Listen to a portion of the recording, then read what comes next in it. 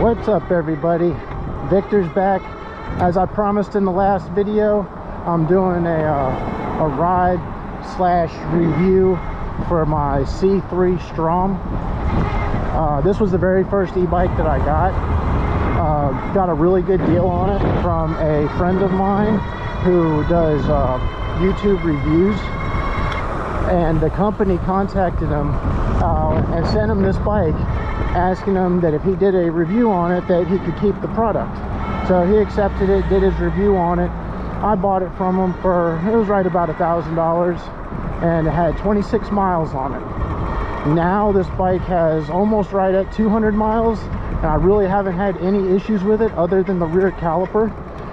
This bike is quiet. As you can tell, you can hear the motor a little bit when I give it some throttle, but other than that, it makes no noise other than just the road noise. This is by far the quietest e-bike that I have. You could really sneak up on somebody with this, and it's completely loaded. This bike MSRP is for just under $3,000, and it is fully loaded. It's got half twist throttle, hydraulic brakes, turn signals, horn, high and low beam headlight, 20-inch wheels. I've got the heavy duty tubes. I did get a flat tire on this, which is when I replaced the tubes with something a little more heavy duty. Other than that, the only other issue that I had with this bike was a caliper. Wouldn't seem to hold pressure. My buddy at Boardwalk Bikes put a new caliper on it once we were able to find one, because this bike was not in production at the time when it was in the shop for that. So he managed to find what caliper they used. We put a new caliper on it, and it's been doing pretty good. One of the things that I love about this bike is how comfortable it is. As you can see, it's got some pretty high handlebars, and the seat is just awesome. It's a silicone gel, and it is the most comfortable seat of any of the e-bikes that I have or have rode. You can see it's not too steep of a hill, but it had a little bit of an incline to it. This 750 watt motor doesn't do quite as good off the line or accelerating as the motor and the Sur-Ron, but there's also a big difference between a Sur-Ron and this.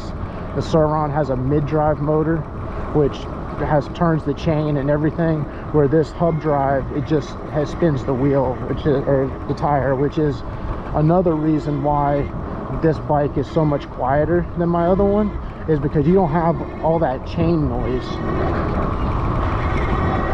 Like, this thing is just so quiet.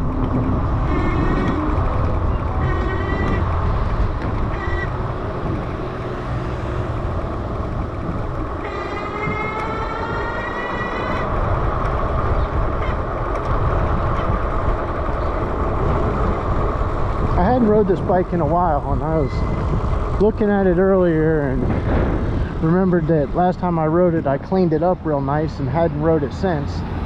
So I figured I would take it out for a ride today and see what's going on in town with this hurricane coming. I'm gonna go ride a little bit further down and see if they're boarding anything up. Probably go by the bike shop and see what's going on there. But the company C3STROM, they make two versions of this. They have the Astro and the Astro Pro. This one's the Astro Pro. The only difference with it is the battery. This one has a little bit better range than the just the regular Astro does, but everything else is like absolutely the same. I believe they're going to be, or they had intended when they built this bike, to really be coming up with some more like accessories for it, because there's a lot of mounting points on this bike.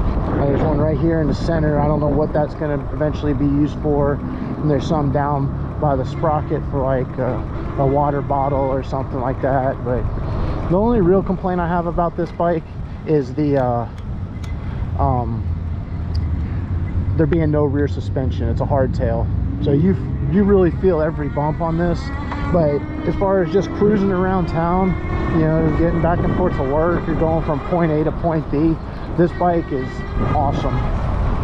This isn't really